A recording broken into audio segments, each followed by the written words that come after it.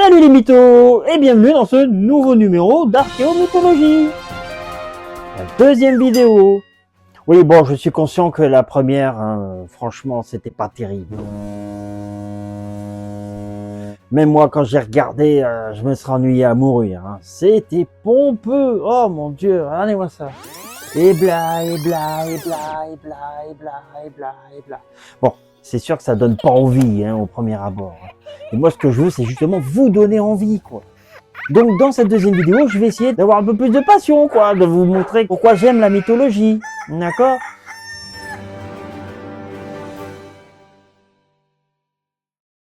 Ce que j'ai dit précédemment par rapport à la mythologie, d'accord ? La mythologie, c'est pas forcément des mensonges. Les gens, lorsque vous leur parlez de mythologie, c'est tout de suite des mythes et tout ça, autrement dit des mensonges. Non, les mythes sont en fait des récits faits par nos ancêtres qui ne savaient pas expliquer autrement des phénomènes extraordinaires que nous, maintenant, on est capable d'expliquer grâce à notre technologie et à nos connaissances modernes. Eux ne disposaient pas de tout ça, donc ils essayaient d'expliquer les choses qui se passaient dans le ciel, sur la terre et ailleurs, par des phénomènes extraordinaires. Et comme ils étaient très religieux et qu'ils croyaient en des divinités, que ce soit des esprits, des dieux ou des déesses, ou quelque autre entité surnaturelle, pour eux, c'était évident qu'il y avait quelqu'un qui se cachait derrière pour créer justement ces phénomènes. Voilà ce que c'est la mythologie. C'est un récit, ok, inventé, mais pour pouvoir raconter quelque chose qu'on ne pouvait pas expliquer autrement.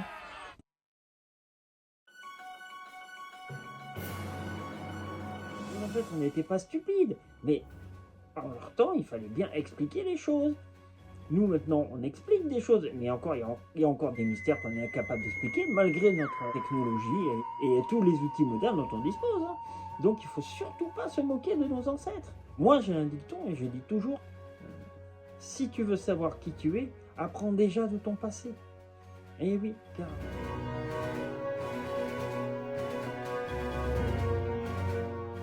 nos ancêtres avaient beaucoup à nous apprendre, justement.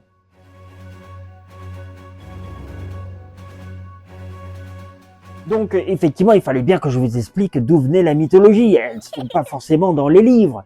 Mais moi, à mon époque, il y avait que les livres pour pouvoir se renseigner sur les mythologies. Donc, forcément, il fallait bien que je les lise. Il fallait bien que j'achète des livres pour pouvoir comprendre ce qu'il y avait dedans. Mais maintenant, effectivement, avec les nouveaux médias, Internet et tout ça, machin, c'est vachement plus facile. Vous tapez sur Google, vous faites votre recherche et tout de suite, vous avez les réponses. Mais voilà, chacun sa génération. Moi, ce sont les livres et pour moi, rien ne remplacera jamais les livres, c'est clair. Voilà. Donc, je vous ai parlé de la mythologie, mais ce que je ne vous ai pas parlé, c'est de l'archéomythologie, car il y a une nuance, vous l'avez compris.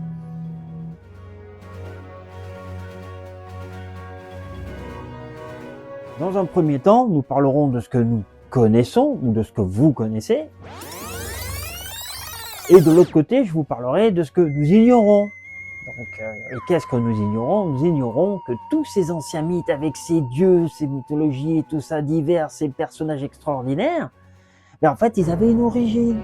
Il y avait quelque chose qui existait derrière.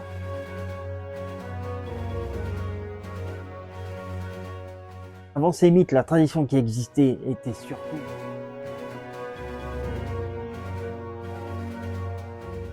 orale. Il subsiste pratiquement aucun écrit qui en parle. Il a juste fallu certains auteurs, mais plus postérieurs à cette époque,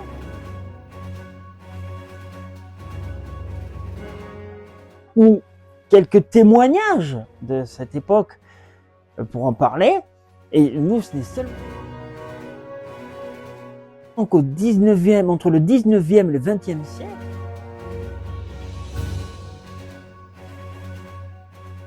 que des auteurs s'y sont intéressés et ont témoigné de ce que ces gens avaient écrit.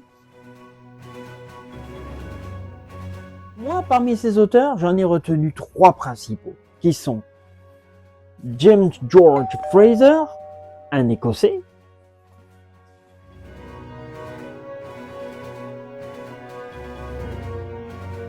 suivi de près par l'Anglais Robert Graves,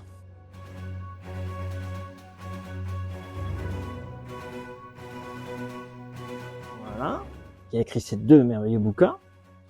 Et enfin, un Français, Jacques Brosse.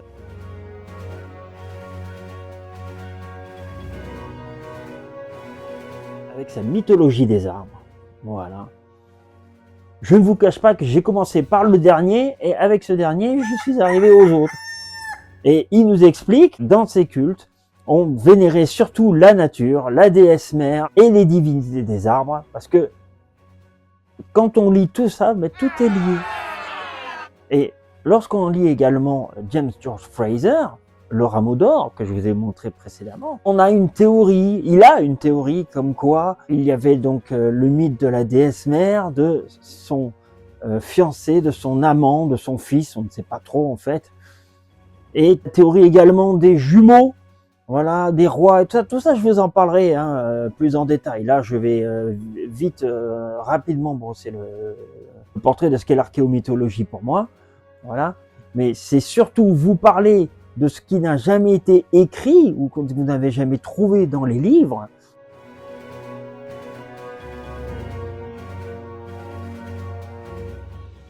Et vous verrez que tout se regroupe. Et d'ailleurs, toutes ces mythologies, en fin de compte, vous verrez, elles se ressemblent beaucoup. Pourquoi? Parce qu'elles auront un point commun.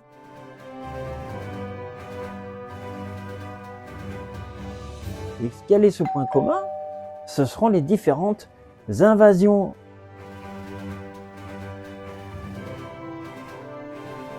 Alors, quand je dis invasion, attention, je ne parle pas forcément d'une invasion guerrière, brutale, avec un changement soudain.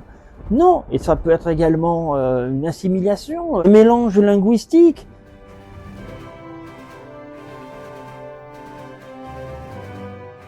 Ça peut être de l'assimilation de culture. Ça peut être une assimilation voulue ou une assimilation forcée. Voilà, comme par exemple aujourd'hui la conversion. La conversion peut se faire aussi bien par le biais de la culture, de l'échange des cultures, et ça se passe très bien, ou au contraire, ça peut se faire par les armes, et là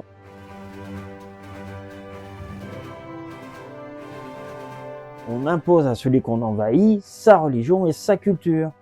Et donc forcément, on finit par éradiquer tout ce qui existait et remplacer par ses propres croyances. Mais ça, heureusement, ce n'est pas le cas pour tout.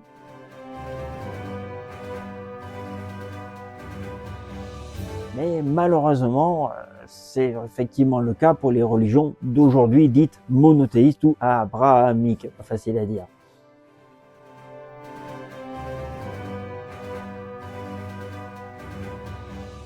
Voilà, donc j'espère que cette fois, cette vidéo sera mieux faite que la première. Et j'espère surtout qu'elle vous passionnera. Et vous me direz ce que vous en pensez dans les commentaires. Voilà. Allez, salut les mythos et à la prochaine.